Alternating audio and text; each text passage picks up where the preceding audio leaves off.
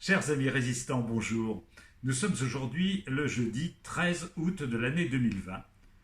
Dans le prolongement des réflexions qui nous avaient occupés la semaine dernière, je souhaiterais aujourd'hui vous parler de deux sujets.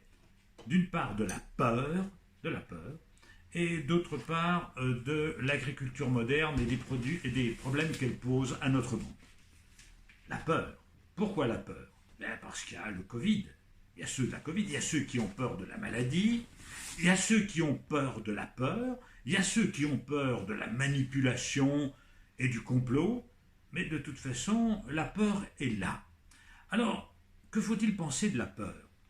Vous savez, il y avait un philosophe allemand que l'on présente souvent comme un écologiste de la fin du XXe siècle qui s'appelait Hans Jonas. Hans Jonas avait parlé de l'heuristique de la peur. Alors, c'est un mot qui fait peur, l'heuristique, déjà, vous voyez, l'heuristique, il voulait dire par là que la peur peut avoir un côté positif. Et qu'il faut avoir peur, et que la peur protège le monde, en quelque sorte. Il partait de ce postulat que l'individu ne survit que parce qu'il a peur. Les animaux ne restent en vie que parce qu'ils ont peur de ce qui porte atteinte à leur vie. Et les sociétés humaines, comme les individus, comme les animaux, les sociétés humaines ne peuvent vivre que si elles ont peur des conséquences de ce qu'elles font, et donc que la peur a un effet bénéfique pour la collectivité. C'est une opinion. J'avoue que ce n'est pas nécessairement la mienne. D'abord, il faudrait s'interroger sur ce qu'est ce sentiment et quelle influence il a sur notre réflexion, sur notre capacité d'appréhender le monde, de raisonner et d'agir sur le monde. Est-ce que la peur est quelque chose de positif ou de négatif? Réfléchissons très vite. D'abord, qu'est-ce que c'est que la peur? ben, L'enfant connaît la peur du noir, la peur de ce qui se cache sous son lit quand il va se coucher le soir. Et ça, c'est une forme de peur, c'est les peurs infantiles, peur de ce que l'enfant ignore, alors qu'il n'a pas souvent peur du vrai danger. Les enfants n'ont pas conscience du danger, vont mettre les doigts dans une prise de courant, mais vont avoir peur que quelque chose ou quelqu'un se cache sous leur lit, ou que dans la pièce noire à côté, il y a un danger. À côté de ça, ils n'auront pas peur de tomber par le balcon, parce qu'ils n'ont pas conscience du danger. C'est les peurs infantiles. Et puis, vous avez d'autres formes de peur, les peurs sociales, le trac de l'artiste, de celui qui doit se produire en public, de celui qui doit chanter ou faire une conférence. C'est une forme de peur aussi.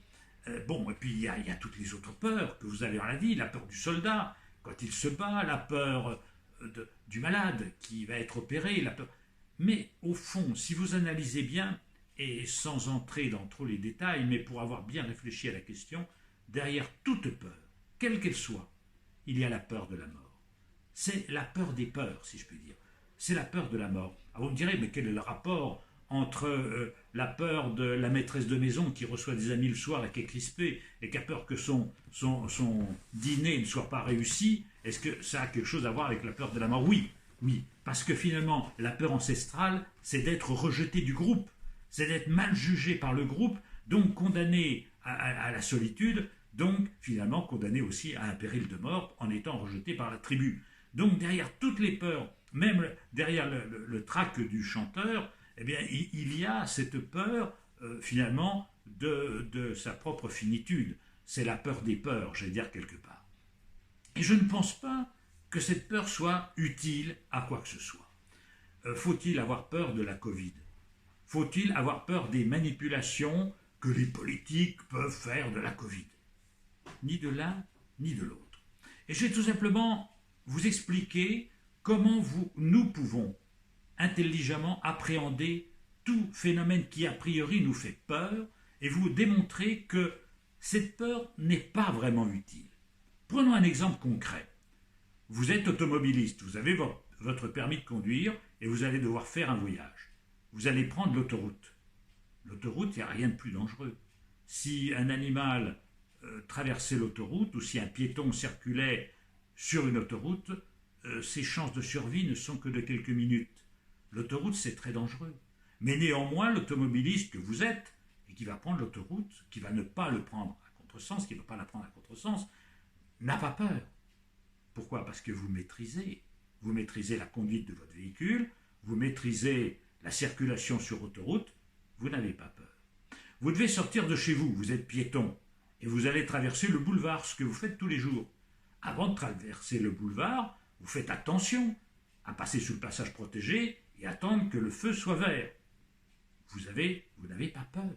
Vous n'avez pas peur parce que, pourquoi ? Parce que vous adaptez votre conduite, vous maîtrisez le péril, vous maîtrisez le danger. À partir du moment où on maîtrise une situation dangereuse, la peur disparaît. Pour tuer la peur, il suffit tout simplement de maîtriser ce qui nous fait peur. Ce qui nous fait peur. Et ce qui nous fait peur, c'est ce qu'on ne maîtrise pas du tout. Vous comprenez ? À partir du moment, par exemple, où vous avez une pathologie, je vous prends cet exemple-là, qui est un exemple d'actualité. Il y a une maladie qui est incurable. Cette maladie vous frappe. Vous avez légitimement peur. Pourquoi ? Parce que vous êtes ignorant et parce que la médecine de votre temps est ignorante à vous sauver, à vous protéger, à vous guérir. En revanche, si c'est une pathologie, fût-elle mortelle naguère, mais qui ne l'est plus, vous n'avez plus de raison d'avoir peur. Et vous n'avez pas peur, vous maîtrisez la situation. Donc moi je suis de ceux qui pensent que, à la différence de Hans Jonas, la peur ne résout rien. Ce qui résout les problèmes, c'est de maîtriser les périls, c'est de les dominer.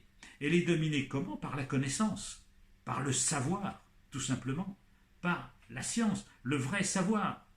Et là, je voudrais vous dire qu'il y a justement deux types de savoir.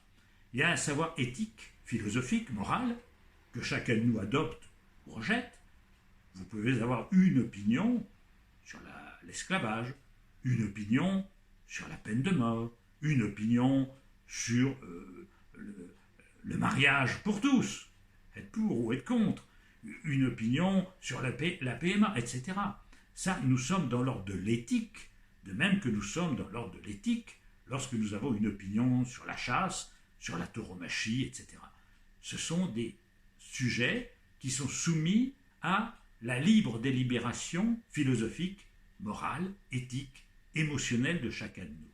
Et puis, ça c'est une forme de vérité. Et puis il y a les vérités scientifiques. Elles sont différentes. Elles sont différentes en ce sens que la vérité scientifique est toujours expérimentale et reproductive. C'est-à-dire que lorsque vous vous mettez dans une situation donnée et que vous adoptez un comportement donné, vous avez un résultat donné d'avance. Ça, c'est, si vous voulez, la vérité scientifique, qui est une vérité jamais absolue, qui est une vérité toujours dépassable, mais en même temps toujours vérifiable dans ses acquis. Dans ses acquis, c'est-à-dire dans le fait que vous connaissez et que vous maîtrisez une situation. Donc, moi je crois que la peur n'apporte rien au monde. Il ne faut pas avoir peur.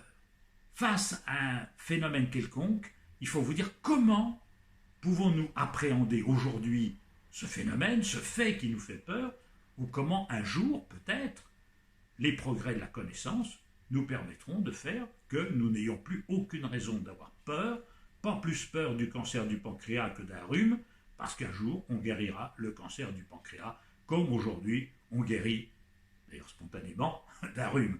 Bon, donc si vous voulez, ce qui fait peur, c'est ce qu'on ne maîtrise pas, c'est ce qui nous échappe. Et il y a encore beaucoup de choses qui, c'est vrai, nous échappent, mais d'autres qui ne nous échappent plus et qui ne nous font plus peur, comme traverser le boulevard devant chez vous, vous le faites tous les matins et vous n'avez pas peur, il ne vous arrive rien, parce que vous savez à quel moment et comment il faut traverser pour ne pas être renversé par les voitures. Voilà, et bien tout le reste c'est pareil. Donc face à la Covid, face à tous ces phénomènes-là, la question est de savoir ce que l'on maîtrise ou ce qu'on ne maîtrise pas et comment on peut le maîtriser. Et il ne s'agit pas d'avoir une peur infantile, irrationnelle, il suffit tout simplement d'adopter d'une manière technique, objective, scientifique, les attitudes qui sont nécessaires.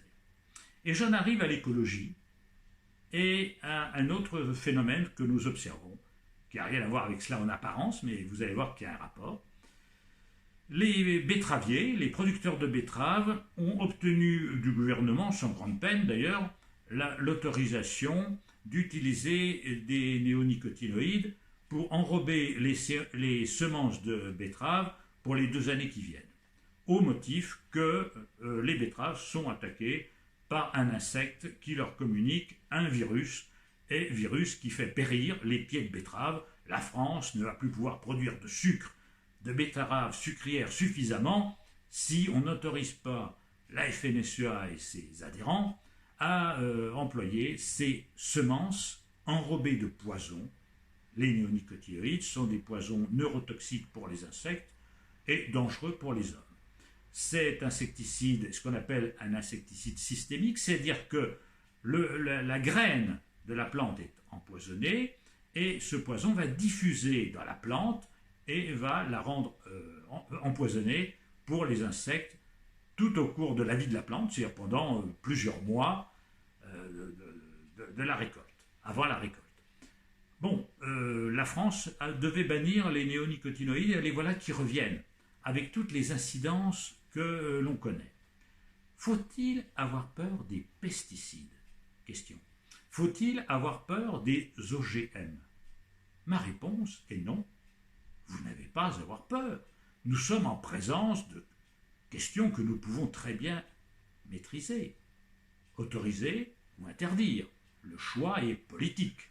Ou on vote pour des libéraux comme M. Macron, qui de toute façon choisiront toujours les intérêts économiques contre les intérêts écologiques, ou nous élisons des authentiques écologistes et des gens responsables qui feront prévaloir d'autres intérêts sur les intérêts mercantiles. C'est un choix politique. Nous maîtrisons la question. D'autre part, nous maîtrisons aussi les incidences du poison. Si, personnellement, je suis très hostile aux OGM, si je suis très hostile aux pesticides, ce n'est pas par peur. Ils ne me font pas peur du tout. Ce n'est pas pour moi. Ce n'est pas la peur qui me guide, c'est l'amour.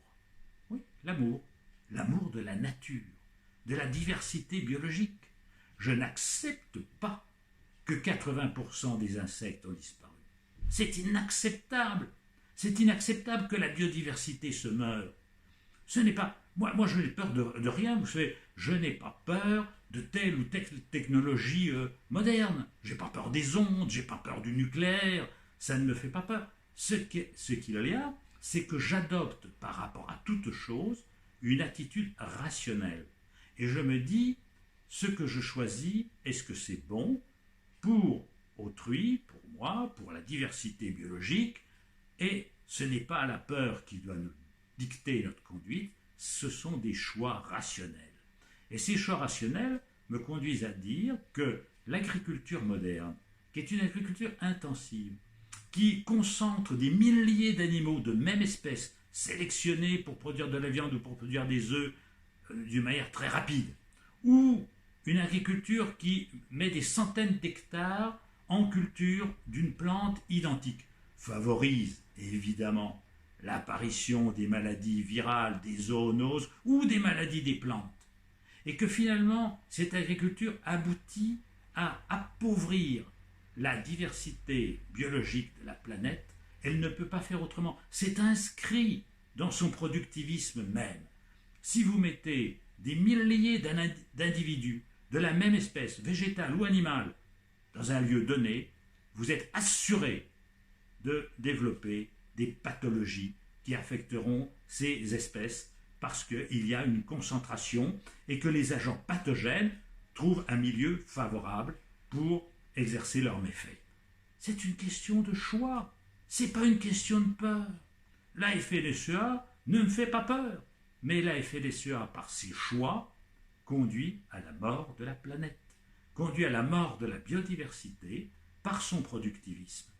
Ce n'est pas une question de peur, de même qu'il ne s'agit pas d'avoir peur de la 5G, d'avoir peur du je ne sais pas quoi, telle ou telle innovation technologique. Toujours aborder les choses d'une manière objective en disant quelles sont les données de notre savoir, quels problèmes existent, comment peut-on maîtriser ce problème-là pour toujours favoriser la vie.